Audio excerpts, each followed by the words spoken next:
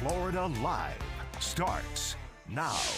Well, good afternoon to you and welcome into Florida Live. I'm Garrett Weimer, and thanks for joining us on this Thursday afternoon, live on Fox Local and on YouTube. A lot going on today around our region. We appreciate you joining us here as we get started. I want to let you know, coming up later in the show, we are going to talk about Evan Longoria, the Tampa Bay Rays legend, set to retire this weekend as a Tampa Bay Ray. Ceremony set up for him on Saturday before the Rays-Marlins game. He was also inducted into the Sports Club of Tampa Bay Hall of Fame last night. We're going to talk with J.P. Peterson about that. He hosted that ceremony. Talk with him about that and about that recognition. A new haunted house for the upcoming Halloween Horror Nights has been announced. We're going to break down that and some other theme park news coming up later in the show as well. In our Tampa connection, an illegal immigrant accused of killing a coworker. We will have all those details when we check in with Nancy in just a few minutes. But we begin today with the Osceola County Sheriff arrested on racketeering charges.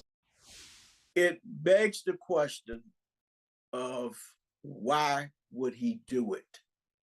Why would a man who took an oath to uphold the Constitution and the laws of this great state break the law?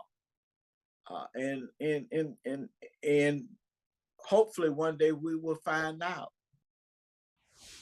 That was Dolphin Perry, the former chief judge for Florida's 9th Judicial Circuit, talking about Osceola County Sheriff Marcos Lopez. This was his booking photo, courtesy of the Lake County Sheriff's Office.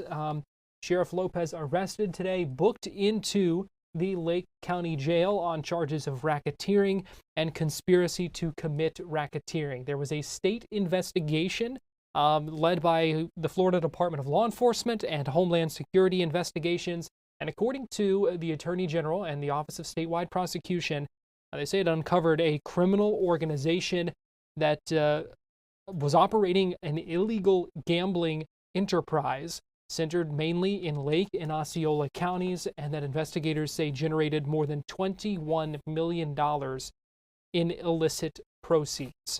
This now is Christopher Blackmon. He has been named to fill the position of Osceola County Sheriff after Governor DeSantis today issued an executive order suspending Sheriff Lopez from that position. Blackmon here is the Central Region Chief for Florida Highway Patrol, now stepping in as Osceola County Sheriff. So a lot of questions here as this story continues to develop. We also wondered, how is he going to be treated in jail? What happens now to some other Osceola County cases? And what will this case against Lopez look like moving forward? Those were questions I posed to Judge Dolphin Perry, just a little bit ago when we spoke. It was shocking because your highest ranking law enforcement officer, along with other law enforcement officers, are charged with the responsibility of upholding the law. With that, you don't expect them to break the law. It is devastating to law enforcement, and particularly devastating to the reputation of the Osceola County Sheriff's Office. How will the sheriff be treated in jail? Will he be isolated from other inmates? Do you have any idea what that situation might be like? He will be kept in isolation if he remains in jail from the rest of the inmates for his own safety. Yeah, and we do know he was taken to Lake County and the jail there. Certainly an interesting situation, though. We want to dive in on what impact this could have on other cases, because we know there are a lot of other cases, obviously, that the sheriff's office is investigating, looking into some high-profile cases, including the Matty Soto case. What does this mean for some of those? What will happen will be basically centered around two things. One, whether any of those officers are involved in this particular case where the sheriff is involved in. The second part is that an officer's credibility will be put in jeopardy, because it is only human nature that a jury would look at this and say, well, we got this deputy testifying from the Osceola County Sheriff's Department, should we believe him? Particularly if it's just the officer's word alone and there's no corroborating evidence to back up with that officer. So it puts each and every law enforcement officer with a taint on them, and lawyers will say, you shouldn't believe them. Well, and this is not the first issue we have seen with Sheriff Lopez. And so I think that credibility question would be something that defense attorneys could really kind of push and lean into. Not only will they push and lean into it, you will see during the voir dire jury selection process, they will ask numerous questions about the believability and credibility of law enforcement officers, that they're just like anyone else. They will also ask, have you heard about the sheriff in Osceola County being arrested? And try to determine what effect, if any. And the problem is it stains the credibility of the fine men and women who wear the uniform. People now are going to look at them a little differently. Does this hurt the Matty Soto case and the push to try to get a conviction of Stephen Stearns in his two cases? In that particular case, will it be raised? There's a slight possibility, but that case independently of itself shouldn't have any repercussions from this, because that's a pretty solid case based upon evidence that doesn't have any. It was if it was just a sole deputy witnessing something where it was a one-on-one situation. Somebody's going to try to create smoke about that, but it should not have any major effect. I want to ask about this investigation involving the sheriff and kind of where you think things go from here with this, and where I would imagine a prosecution would not move forward in Osceola County when trying to prosecute the Osceola County sheriff. It wouldn't surprise me that as this case, based upon pretrial publicity, the defense does not file a motion for change of venue. Generally, what the court will go through, particularly if the prosecution objects to a change, is they would at least go through jury selection to see whether or not they can find people that can set aside whatever opinions they may have formed and decide the case based on the law and the evidence.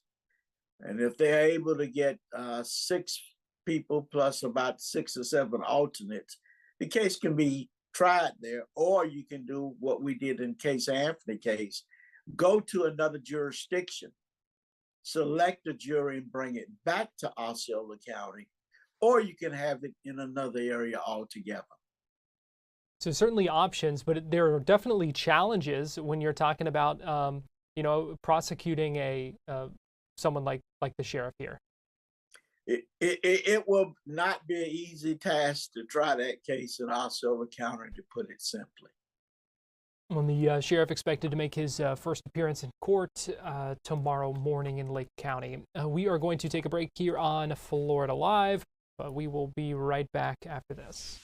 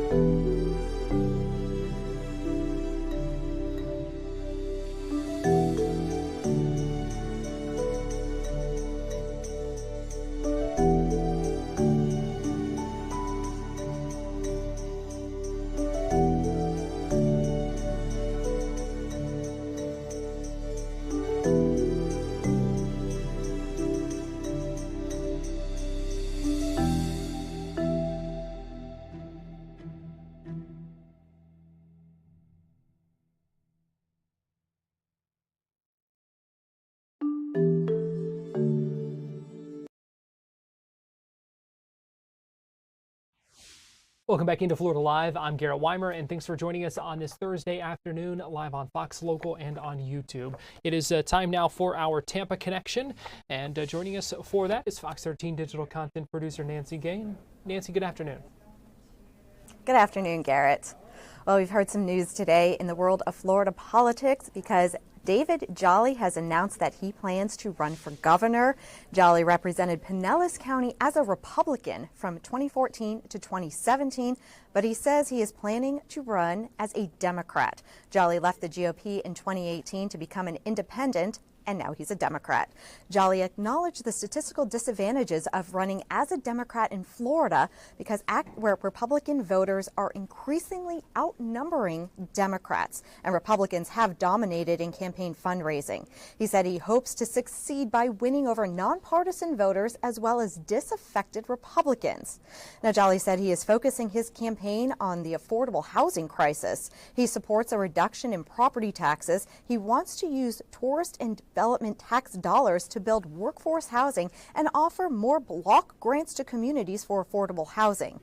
He also proposed a state catastrophe fund that's different from the CAT fund Florida currently uses to provide state-backed reinsurance to private insurance companies. Now, Jolly called for a state fund that could cover property losses from disasters in lieu of private coverage, which he claimed could reduce insurance for homeowners by 60%.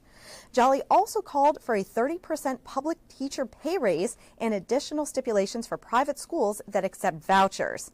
Now, Jolly's gubernatorial run as a Democrat draws comparisons to the failed bid of former Republican Congressman turned independent turned Democrat Charlie Crist. He lost to Governor Ron DeSantis in 2022 by 19 points. Now, Byron Donalds, who is running for governor as a Republican, said that by switching from Republican to independent to Democrat, Jolly has officially completed his transition to become the next Charlie Crist. Now, Crist ran as a Democrat, ousted Jolly from his congressional seat back in 2016. Garrett? Been a lot of musical chairs so far in this governor's race. We have a Republican running as a Republican, an ex-Republican running as a Democrat, and an ex-Democrat running as an independent. So curious to see maybe what we'll have next with that as we still get ready. It's still a while out from next year too, so still time for more. Yes, that's right. It's still early, and it'll definitely be interesting to see what's next and who else decides to join this race. Our second story here, Nancy, and this is an illegal immigrant accused of killing a coworker. Yes, that's right. Deputies out in Polk County were called to the Grand Point Apartments yesterday to investigate reports of an industrial accident. And when they arrived, they said that they found the body of Jose Lopez near the front end of a loading bucket of a skid steer. Lopez's co-worker, Angel Martinez, said that Lopez was messing with controls while standing under the loading bucket and hit a control that caused his head to get caught between the skid steer's frame and the bucket. Now, Martinez told deputies that he was standing several feet away from Lopez and that he never touched him. But investigators said they didn't find any footprints in the area where he claimed to be standing at the time. Now, detectives say Martinez had Lopez's blood on his pants, and there was also blood spatter in the cab of the skid steer, except for certain areas where the operator would have been seated. When he was questioned about the blood, deputies say that Martinez asked for an attorney. Now, another co-worker told investigators that Martinez had been in charge of operating the skid steer for most of the day, and he believed that he was at the controls at the time of Lopez's death. Now, the Polk County Sheriff's Office said Martinez was arrested based on physical evidence as well as witness statements. He was charged with manslaughter, but the Sheriff's Office says that could be upgraded from a second-degree felony to a first-degree felony because of his illegal immigration status. There was also an ICE hold on Martinez. Garrett? Our third story, Nancy, and that is an aquarium in Clearwater taking in some of the dolphins from Gulf World. Yes, that's right. Yesterday, the Clearwater Marine Aquarium welcomed 4 dolphins from Gulf World. These are female rough-toothed dolphins that range in age from 5 to 28. And these dolphins, as you mentioned, were transferred from Gulf World. Now, 5 dolphins at Gulf World, that's up in Panama City Beach, have died at that facility since October, and it is under a criminal investigation. Now, federal inspection reports noted several concerns at Gulf World, including algae in the dolphin holding tanks and swimming pools, broken water filters, lack of shade, deteriorating facilities, as well as a lack of staff. Now, on March 1st of this year, a dolphin named Jet actually died while performing a trick during a public show at Gulf World. He was found at the bottom of the pool with blunt force trauma to his skull. The inspection report states that excessive algae in the pool made it so trainers couldn't see what happened to Jet, and they thought he was just hanging out at the bottom of the pool because he didn't get his bridge reinforcer. Now, 3 other dolphins at Gulf World died last October. They were euthanized to unspecified life-threatening conditions, bacterial disease, as well as a systemic infection. 11 dolphins from Gulf World, including these 4 that arrived in Clearwater, were given the go-ahead to be transferred. The other 7 were scheduled to go to Marineland, that's up in St. Augustine. Now, these 4 dolphins that went to CMA are being watched and evaluated by veterinary and animal care teams. They will eventually be introduced to the facility's other rough-toothed and bottlenose dolphins that live there, bringing the total of dolphins at CMA to 9. Now, these 4 dolphins have been deemed non-releasable by NOAA, so that means that they are not able to go back into the wild. And as you remember, the Clearwater Marine Aquarium gained international fame for taking care of Winter. That's a dolphin who had a prosthetic tail and had several movies made about him. Garrett. All right, good stuff there. And finally, we wrap up the Tampa Connection here with a big night expected at the Selby Gardens.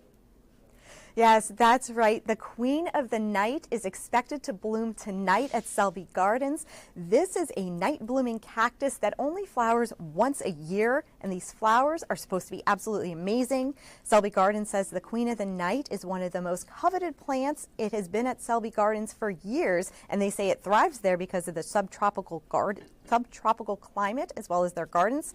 Now, Selby Gardens says it knows the plant is getting ready to flower because the buds start growing very fast, and they actually split the morning of the flowering. They said that that happened this morning, and so they do expect it to bloom tonight. Selby Gardens is hosting a watch party from 7 to 11 p.m. tonight. They advise guests to bring their own lawn chair as well as bug spray. Now, if you can't make it all the way down to Sarasota, Selby Gardens will be streaming the event live on its Facebook page. Garrett? So the countdown is on. Go out there and feel like you're waiting on the great pumpkin to show up. Yes, definitely. And they said, people come out there and bring their lawn chairs and they just sit and they watch. And I watched a time lapse of this Queen of the Night flower actually blooming, and it was amazing. So it'll be a real treat for everybody who's able to make it out there. And again, if you can't make it, they will be streaming it live on Facebook. Yeah, and only once a year. It is certainly a special night then. So Fox 13 digital content producer Nancy Gay, we appreciate you joining us for our Tampa Connection. Thank you. We're going to take a break, and we'll be right back.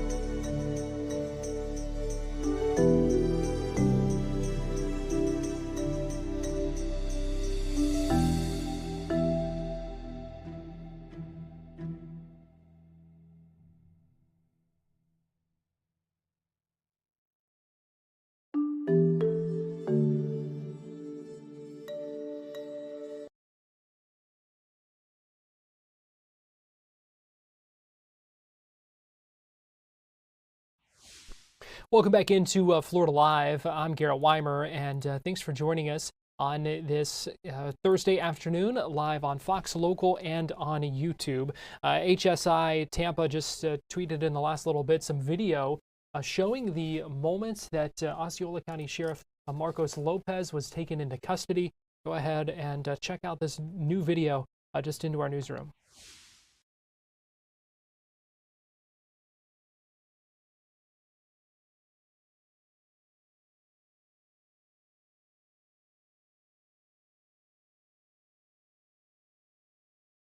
No audio, it appears, with that video, but if you look, you can see it appears the sheriff mouthing the words, "What's this about?" As it appears he is being put in handcuffs at that point, his hands behind his back. You can't see them, but you can see, again, inside the office there, numerous people in their vests, tactical vests, police HSI you see there, and this appears that this is at the Homeland Security Investigations office, because you see that on the wall there. So again, new video just into our newsroom as we continue to track and follow, learn new details about the arrest of Osceola County Sheriff Marcos Lopez on those racketeering charges, and he is now being held at the Lake County Jail. Governor Ron DeSantis, who suspended Lopez today and installed a replacement in the interim, spoke this morning at the annual convention of Florida professional firefighters. He also signed a bill there that expands workplace protections for firefighters in a number of ways. Amending the Florida Firefighters Occupational Safety and Health Act, requiring firefighters, employees to buy some safer gear, notify their workers as well if their gear could be contaminated, and also limit normal schedules to 42 hours per work week, and also expanding mental health services to help with suicide prevention efforts. Here's some of what Governor DeSantis had to say when he was speaking to the group at that convention. So we'll see what happens with the budget, but the bill that I'm going to sign momentarily strengthens Florida's commitment to the health and safety of our firefighters. We, of course, ask our firefighters to face danger at a moment's notice. You got to run into the fire. You have to respond to emergencies, and you obviously are exposed to a lot of really significant trauma. That takes a toll, not just physically, but mentally and emotionally as well. This bill ensures we recognize and respond to those realities. It updates the Florida Firefighters Occupational Safety and Health Act to reflect the full scope of harm that firefighters face, including occupational diseases and mental health ramifications. This is something that I know people have been working on for a long time. It will create work schedules that limit regular shifts to 42 hours per week to reduce burnout and fatigue. And importantly, it means adding suicide prevention to our safety protocols, treating it with the seriousness it deserves, and taking real steps to prevent those tragedies. So with HB 929, we're providing our firefighters with the additional tools, support, and protection that they deserve. So job well done on that. I'm going to sign it momentarily, but before I do that, I'll bring up the reps to say a few words. So if you guys want to come up and speak, and then we'll make it official.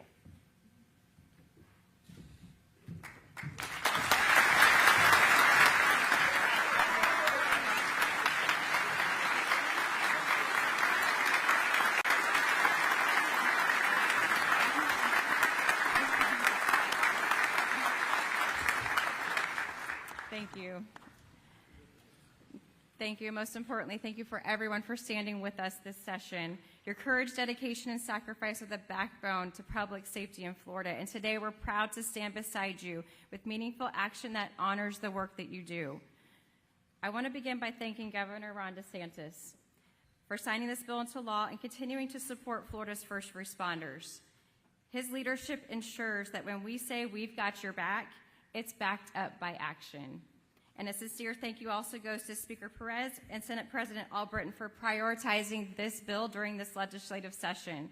Their commitment to hearing this bill, moving it forward, made the difference too, and their support sends a clear message that the state of Florida stands with its fire service community. And I'd like to thank all of the colleagues in the Florida legislature for their dedication and support in passing this important piece of legislation. To every firefighter across the state of Florida, thank you for your service. Thank you for your strength and for your sacrifice. This law is a step forward, but our commitment to you doesn't end here. Thank you and God bless.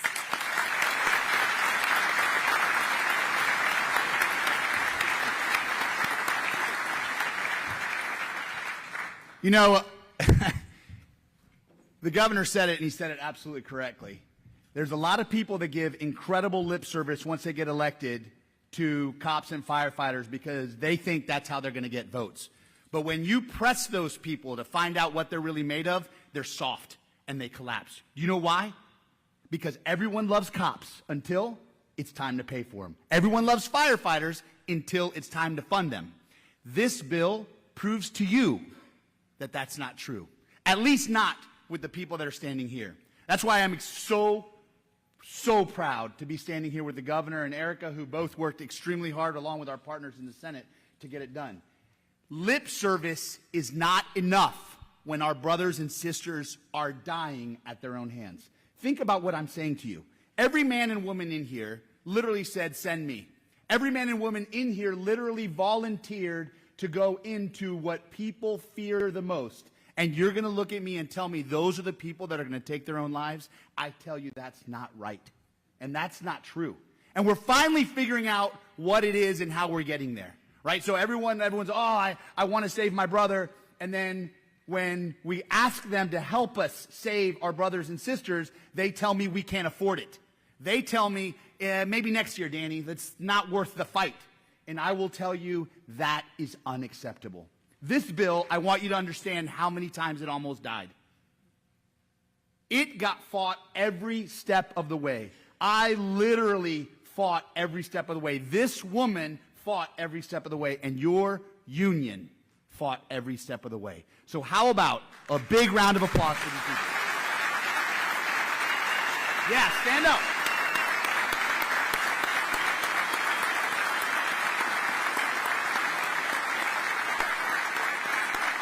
I'll tell you something. It is our goal, my goal, our goal, until the day I am no longer an elected official, to make sure that cops and firefighters are seen and respected just like a veteran. I call you the daily deployed. You would say, hey, thank you, Danny, for your service. You're awesome. I appreciate you. We did our job, and we came home, and we were members of society. You deploy daily. You are the 1% of our war society, and a society that is good honors them. A society is great, that's great, elevates them to the position they deserve. I want you to understand you're not asking for anything that you don't deserve, and it is about time that we recognize it. With this bill, we're finally one step further to do it. I love you guys. Thank you, Governor, for doing this. I appreciate you guys so much.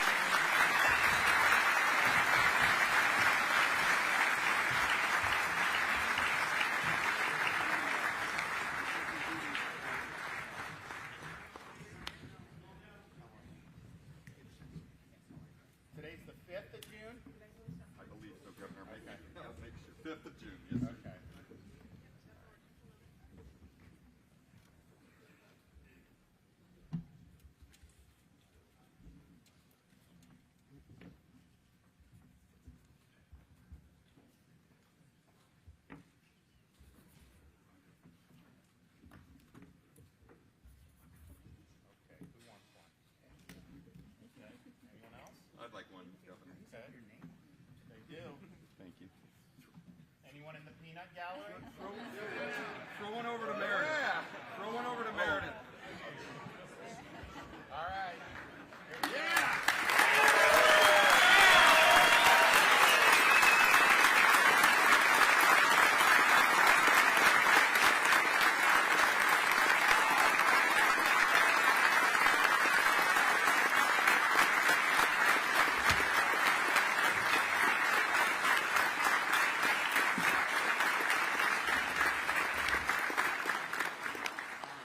Good work, guys. Thanks so much. Thank you. Thank you. All righty. Yep. So we're happy to sign the bill. I know it's going to make a difference. I thank the reps for their hard work on it, and just let us know as there's more things that come down the pike. Our door's always open, and we truly appreciate what you guys do for us in our community. So thank you. Thank you. We'll be right back with more Florida Live after this.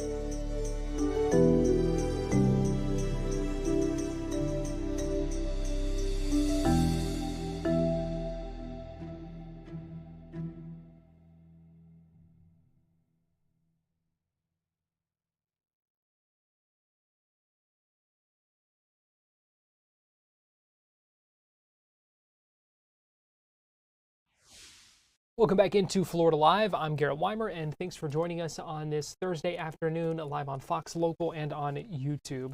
The state legislature going to be in session through June 18th. That's according to resolutions that both chambers have passed earlier today as negotiations continue on the budget, and they try to come to an agreement with some things, still hashing out some details over tax packages, a lot of things still kind of going on, but the progress being made, it certainly seems like, after a long time stalemate. The House, the Senate, they were both in session earlier today for a short period of time, and then going into those conference meetings. We did hear today from House Speaker Danny Perez and Senate President Ben Albritton, who talked about a number of topics, including the budget negotiations, but it was also interesting to hear them talk as they were asked about where things go from here with the search for the new president of the University of Florida. You may remember earlier this week, we were live here on Florida Live as the Board of Governors rejected Dr. Santa Ono, who had been previously unanimously approved by the University Board of Trustees, but the State Board of Governors ended up rejecting him. And so the university is now back at square one when it comes to their search for a president. I want to play for you. Here's what Speaker Perez said about that incident and how he's concerned about where University of Florida will be able to find another candidate after what happened. Take a listen. Can I ask you, since somebody else jumped in, what happened with Michigan President Ono, UF candidate? He was rejected by the Board of Governors. The House had pushed forward several changes in how presidential hires and the process, and including bringing back transparency, and you referred to it as a spoils system, and that all kind of fell apart at the end of session, the effort to try to do that. What's your thought process of watching everything play out in the last couple of weeks? Yeah, it did fall apart. It didn't fall apart because of the House. I mean, I'm still a believer in that. I mean, if you look back at our bill, if our bill would have been implemented prior to this presidential search taking place, neither the University of Florida nor the Board of Governors nor Ono would have been in this position. all of the deficiencies that ONO had prior to the presidential search coming to a conclusion and eventually going before the BOG would have been discovered. It was not discovered because no one knew that ONO was the one that was going to be nominated, unanimously approved, and sent to the BOG. What many fought back on was that the BOG chair had to have the veto power. Well, he had the veto power. He never used it. And then here we are with a presidential candidate for a major university, flagship university for the state of Florida, in a very embarrassing moment for the entire state of Florida. Something that should have been avoided, could have been avoided. Our bill, the House's bill, would have avoided that. We have to have transparency. If we have transparency, if the state of Florida understands who is being potentially considered to be president of a university, then these types of situations will be avoided. And the problem that we have now is we have one of our top universities in the country in a position where they will struggle to find a candidate to replace the last president and be a president of the University of Florida. Who is going to want to apply for this position now, knowing that the process is flawed? And it's unfortunate because this all could have been avoided. And I agree that many of ONO's characteristics were deficient and some of his history was questionable. I agree with all of that. But I am able to put that to the side in order to answer your question, which is this could have and should have been avoided. The House tried for this to never happen. Yet we were the only ones that believed in that policy. I still believe in that policy. Hopefully, now that we have seen this example come to fruition and become a reality, unfortunately, we can now once again have that consideration and that conversation of the policy that the House passed. And I look forward to having that conversation with the Senate President and the Governor, but that is something that I hope does not happen again. So that was the House Speaker. It was interesting to hear the Senate President, Ben Albritton, have a little bit of a different perspective and answer when he was asked about it a little bit later, saying he believed that this showed that the process works. We're going to take a break here on Florida Live, but we'll be right back after this.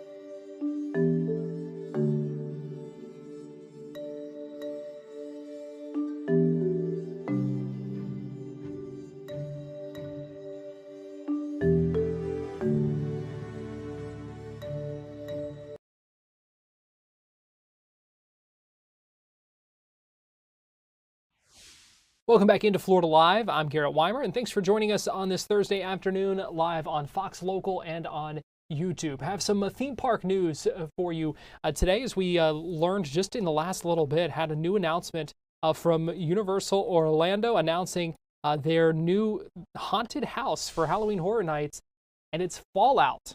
So joining us to talk about that and a lot of other things theme park related as well, we've got Drew Smith, Drew the Disney Dude, and Theron White, lead publisher of EYNTK.info, joining us live now via Zoom. And Theron, first of all, I want to start with you. We know tickets now on sale for Halloween Horror Nights, but also this big announcement when it comes to Fallout.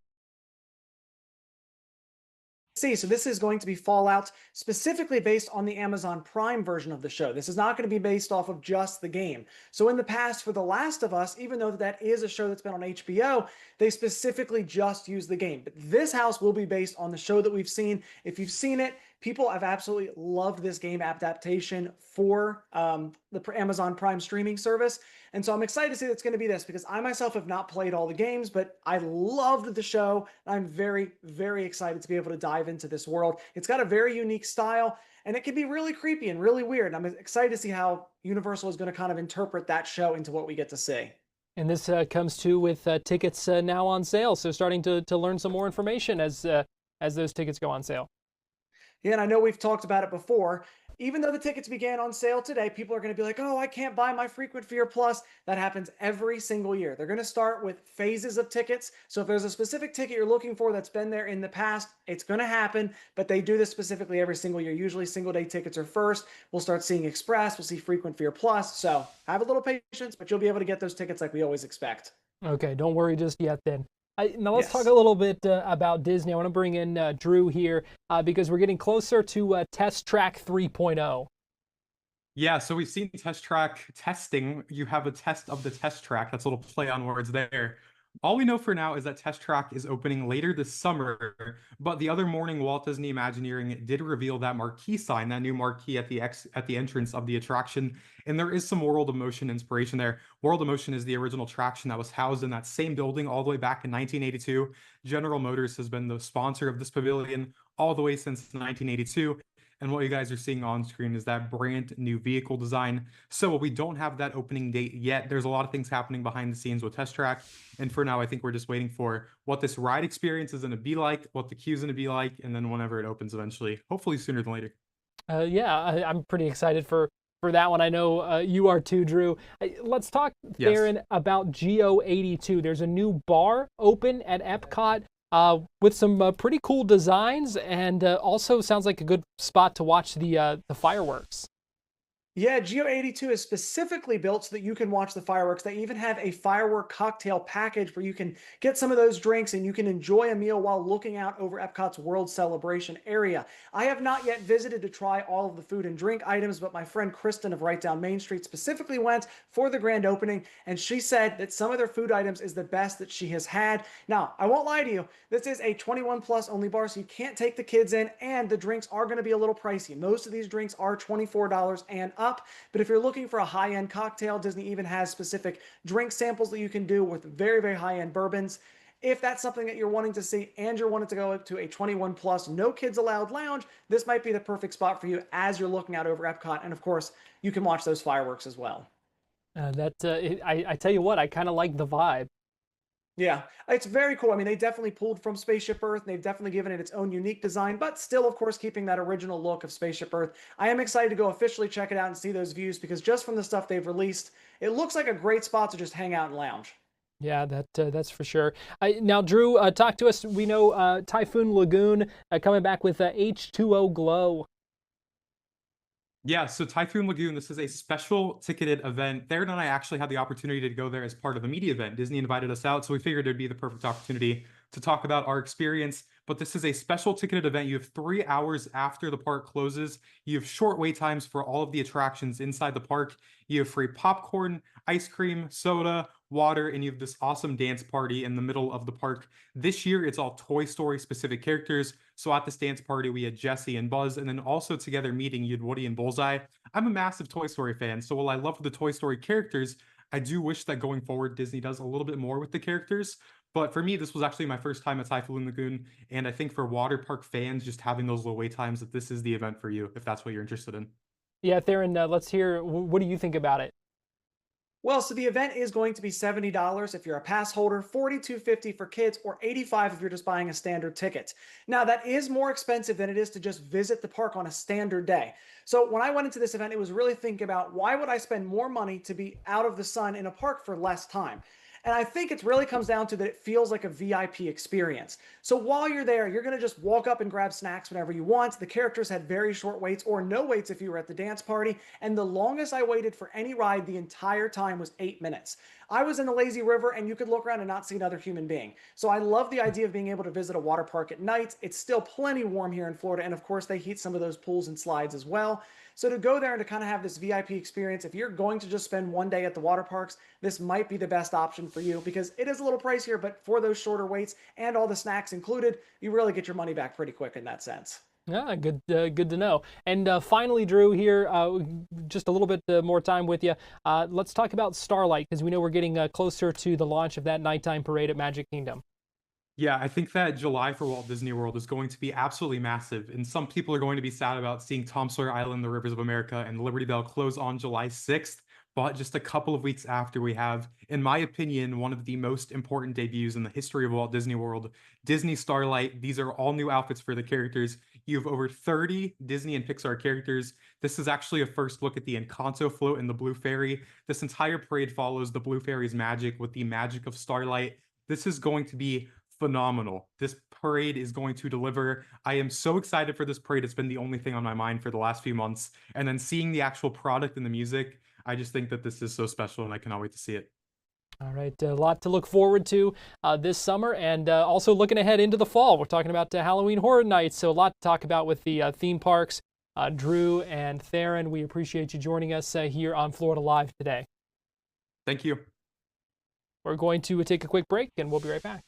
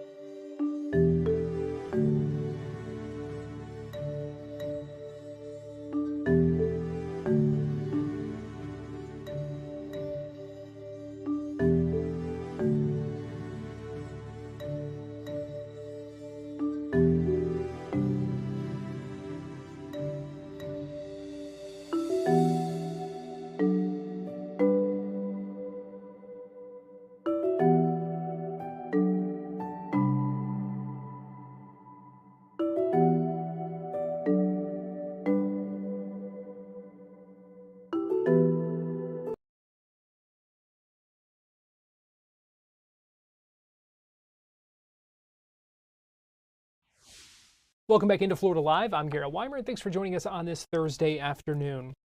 This morning, St. Petersburg City Council unanimously approved another $5.3 million for Tropicana Field repairs and expenses. So that's now more than $38 million total that's been approved.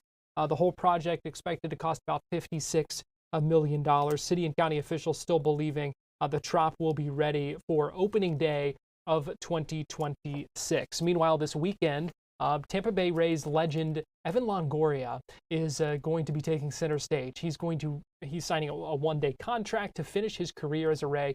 A retirement ceremony is scheduled for pregame on Saturday at Steinbrenner Field. Longoria was also part of a special event last night in Tampa with a Sports Club of Tampa Bay Hall of Fame, where he was one of many inducted during that special event. And earlier today, I had the chance to speak with J.P. Peterson, who's the host of the J.P. Peterson Show, and who hosted that induction ceremony last night. It was a magical night, Garrett. It was incredible. Evan Longoria came in from California, greatest player in Rays history, was a huge hit. And if you remember his walk-up song, you know, we haven't heard that in a while. It's something that Rays fans just remember so nostalgically. And we played the walk-up song and he came up and we recalled game 162 and some of his great highlights. And he gave a great speech and thanking the fans, obviously, and really, you know, bringing it back home to, you know, this is, you know, Evan lives in California.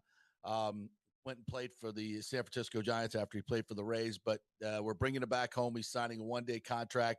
He'll throw out the first pitch on Saturday against the Marlins, and will be inducted into the Rays Hall of Fame at some point. So a very special night for Evan Longoria coming back. And then, it had a great Tampa flavor to it. It's John Cooper, coach of the Lightning, two-time Stanley Cup champion. He gave a phenomenal speech. And, John is a very humble man. Despite his incredible success, he's at his 700 game mark. He had 426 wins, which is the most wins at that mark in the history of the NHL. He's broken every major coaching record that he could possibly do in 13 years in the span that he's been coaching. He has won. His story is absolutely incredible. He has won championships at every level he's ever coached, starting in high school to midgets to ECHL, AHL, literally at every level he's ever coached, he's won a title. And it's an amazing story. And he started out as an attorney. He was a Wow. public defender. In fact, he told a story last night when he got out of law school, he couldn't find a job. And one of the local judges who he played hockey with came up to him and said, "Hey, would you coach our high school hockey team?" And he said, "Yeah, I would do that for you." He said, "Can you do me a favor? Can you move my resume to the top of the public defender list so I can be the public defender?" So I didn't know this, but John Cooper had to bribe a judge to get his first job. Not only his first public defender job, but his first hockey job.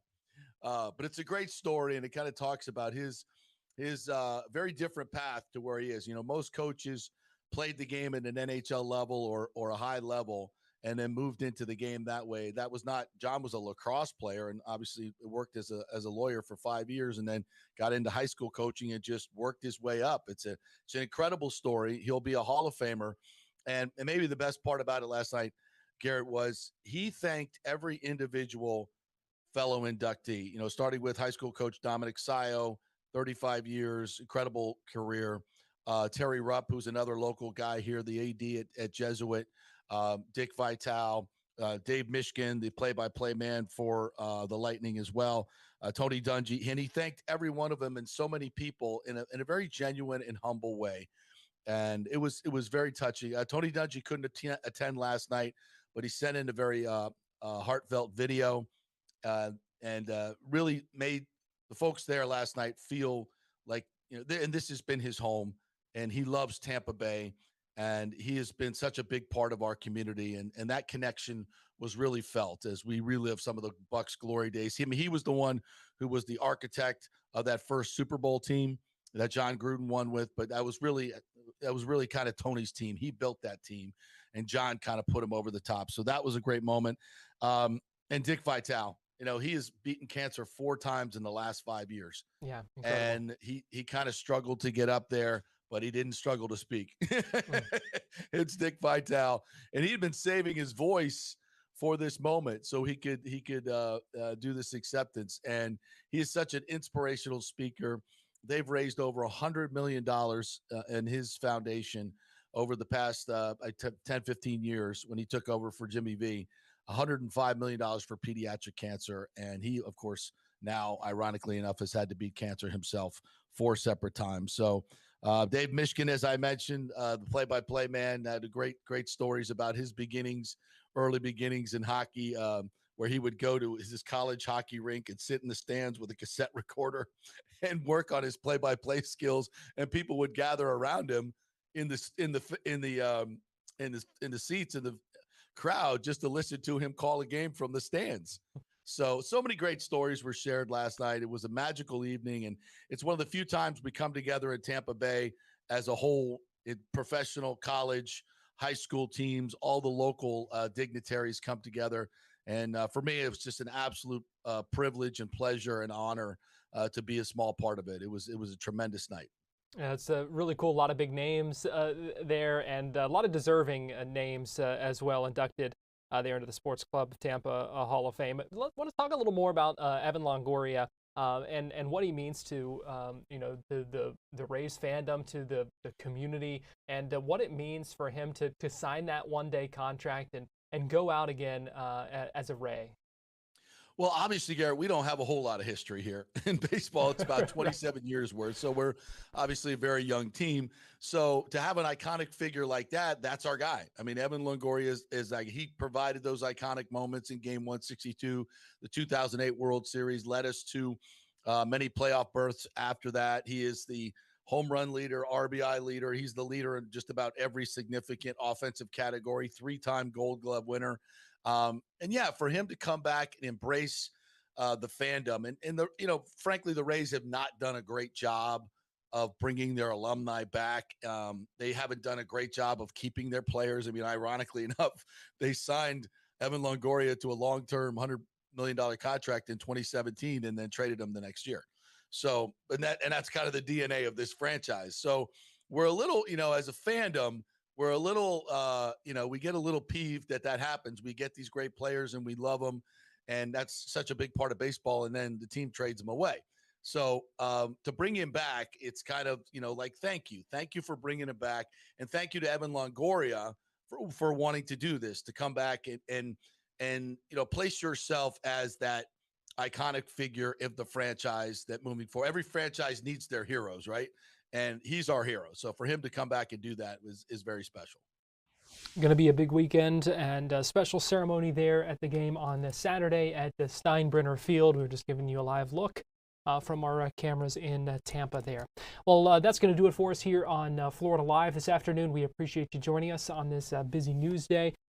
We still have much more to come on Fox Local Orlando coming up at 4 o'clock when it comes to our coverage of the Osceola County Sheriff arrest. So we hope you join us for that. And then I'll be gone tomorrow, but we will still have our regular Florida Live show at 2 o'clock right here on Fox Local and on YouTube. So thanks for joining us and have a great rest of your afternoon.